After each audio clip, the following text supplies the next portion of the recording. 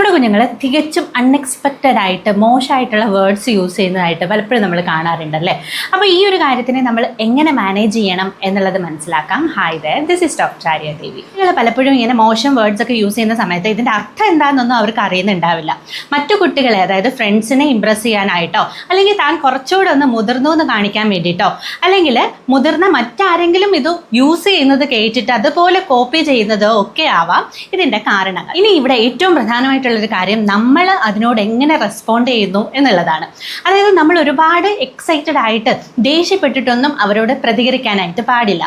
അതുപോലെ തന്നെ നമ്മൾ ചിരിക്കുകയൊക്കെ ചെയ്തു കഴിഞ്ഞാൽ അവർക്ക് വീണ്ടും അത് യൂസ് ചെയ്യാനുള്ള ഒരു ടെൻഡൻസി ഉണ്ടാവും.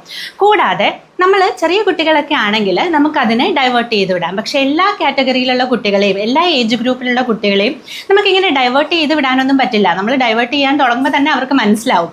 അപ്പോൾ ഇത് അർത്ഥം അറിയാതെ അവർ വേറെ സ്ഥലങ്ങളിലൊക്കെ യൂസ് ചെയ്യുകയോ അല്ലെങ്കിൽ നമ്മളെ പ്രൊവോക്ക് ചെയ്യാൻ വേണ്ടിയിട്ട് വീണ്ടും യൂസ് ചെയ്യുകയോ ഒക്കെ ചെയ്യുന്നതായിട്ട് നമുക്ക് കാണാനായിട്ട് സാധിക്കും. അവരുടെ ഏജിനനുസരിച്ച് വേണം നമ്മളത് ഡീൽ ചെയ്യാൻ. തീരെ ചെറിയ കുട്ടികളാണെങ്കിൽ നമുക്ക് കണ്ടില്ല എന്ന് നടിക്കാം. കുറച്ചുകൂടെ വലിയ കുട്ടികളാണ്, നമ്മൾ കാര്യങ്ങൾ പറഞ്ഞു കൊടുത്താൽ അവർക്ക് മനസ്സിലാക്കാൻ പറ്റുന്നുണ്ടെങ്കിൽ നമുക്ക് അവരോട് പറഞ്ഞു കൊടുക്കാം, ഇങ്ങനത്തെ വേർഡ്സ് നമ്മൾ യൂസ് ചെയ്യാറില്ല. യൂസ് ചെയ്ത് കഴിഞ്ഞാൽ മറ്റുള്ള ആൾക്കാർക്ക് അവരെ തീരെ റെസ്പെക്റ്റ് ഇല്ലാതെ സംസാരിക്കുന്നത് പോലെയോ അല്ലെങ്കിൽ അവരെ ഹർട്ട് ചെയ്യുന്നത് പോലെ ആയിരിക്കും ഫീൽ ചെയ്യുന്നത്. അത്തരത്തിൽ നമ്മൾ ആരെയും സംബോധന ചെയ്യാറില്ല അല്ലെങ്കിൽ ആരെയും വിഷമിപ്പിക്കാറില്ല എന്നുള്ള രീതിയിൽ തന്നെ നമുക്ക് അവരോട് പറഞ്ഞ് മനസ്സിലാക്കാനായിട്ട് ശ്രമിക്കാം.